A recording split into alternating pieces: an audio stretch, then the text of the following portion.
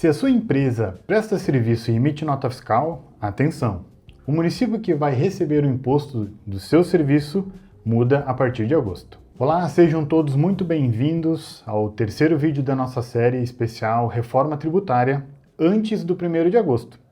E o foco desse vídeo hoje é exclusivamente a nota fiscal de serviço eletrônica. E então, para esse vídeo a gente trouxe a nossa especialista, a Leandra, que é da nossa PO aqui na Migrate. E Leandra, eu vou já começar com uma pergunta para você, né? Seja bem-vinda, então. Obrigada.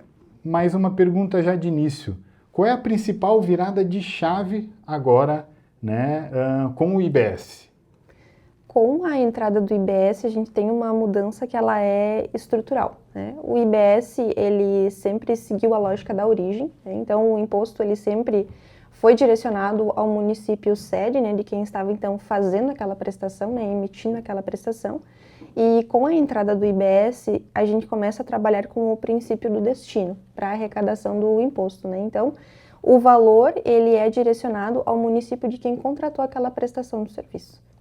Entendi. Então quer dizer que, ou seja, assim, o dinheiro não passa mais a ficar no município do prestador, aquela empresa que prestou o serviço. Por exemplo, nós aqui em 3 de Maio, a empresa daqui prestou o serviço, o dinheiro do imposto não fica mais aqui. Ele vai para onde ele prestou o serviço. Isso, correto?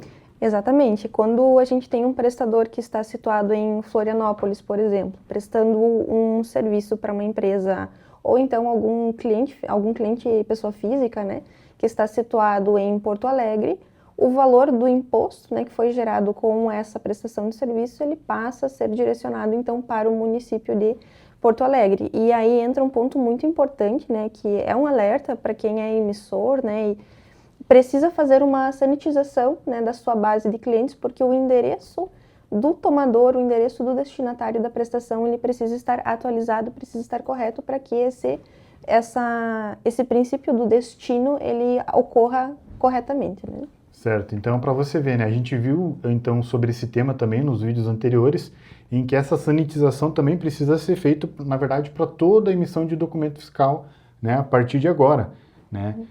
Não é só um tema na questão do NF, da nota fiscal de serviço, mas também para os outros documentos. Ele volta, então, a ser mencionado aqui na nossa série, né?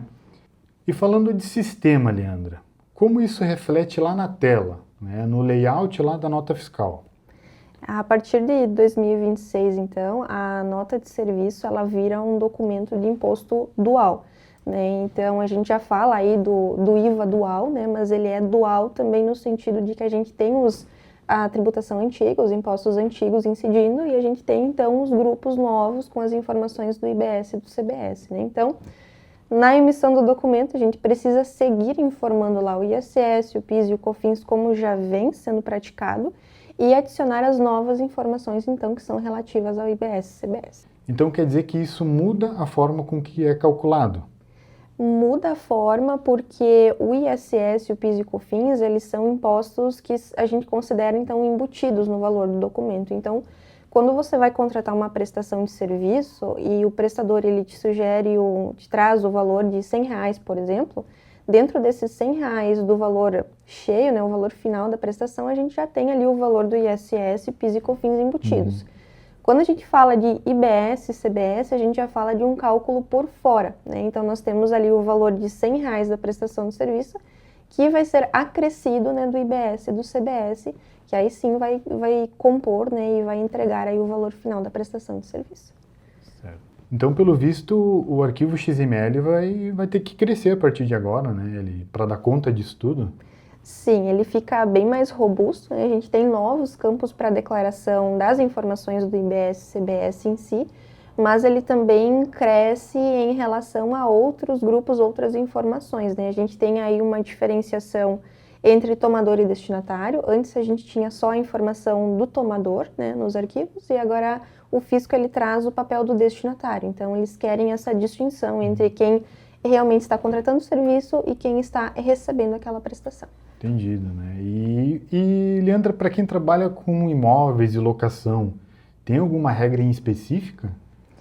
Sim, a gente tem novos grupos que são específicos, né? Tem algumas prestações de serviço que receberam grupos específicos dentro da estrutura do documento. O grupo de imóveis é um deles, né? Então a gente vai precisar ter o dado declarado dentro do documento quando se tratar de uma nota de prestação de serviço de aluguel, por exemplo.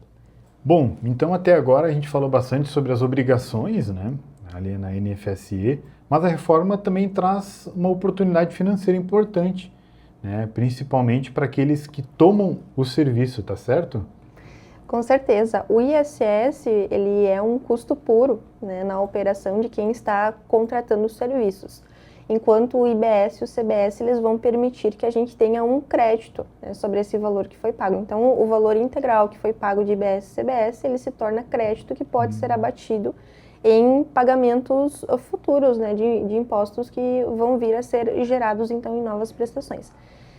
Só tem um cuidado aqui que a gente precisa ter, né, que qualquer empresa do regime normal ela pode se creditar, mas é necessário que esse serviço ele esteja usado na atividade econômica da empresa, né? Então eu não posso compensar algo de outras operações, né? Tem que ser um crédito que foi gerado dentro da operação daquele negócio. Isso vale para todo mundo então, né? Ou as empresas do Simples Nacional não estão inclusas? As empresas do Simples, elas têm um regime de transição próprio, né? Então, essa não cumulatividade plena, ela vale para o regime normal, né? As empresas do Simples, as regras exatas para os optantes do Simples, elas vão ser ainda mais especificadas, né, pelo comitê gestor.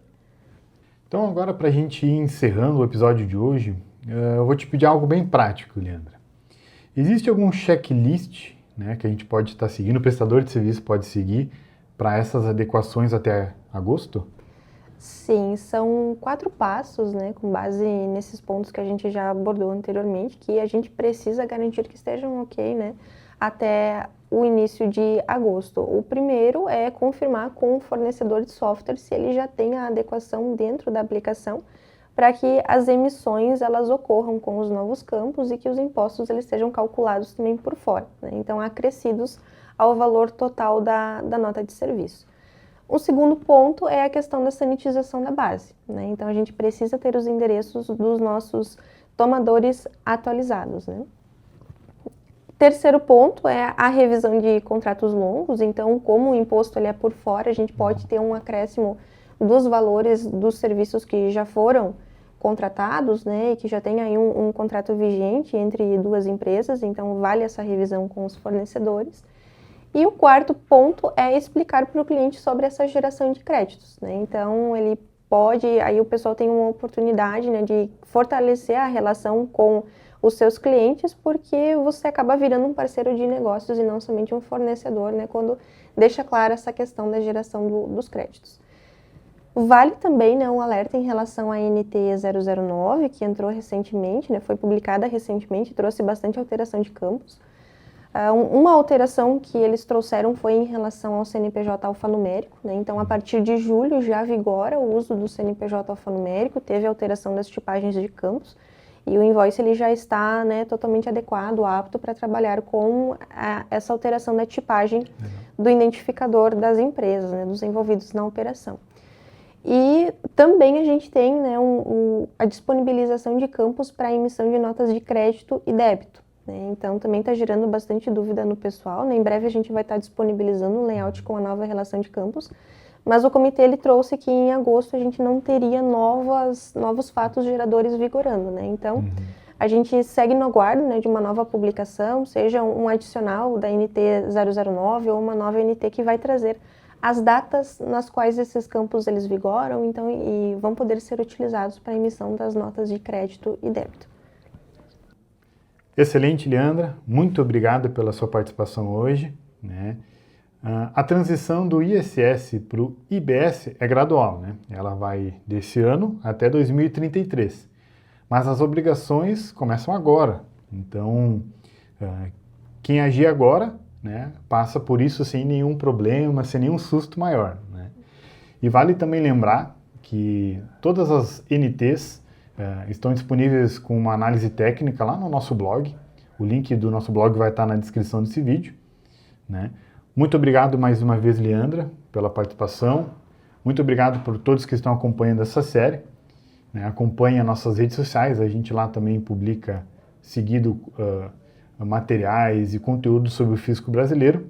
E nos vemos no próximo vídeo. Até a próxima!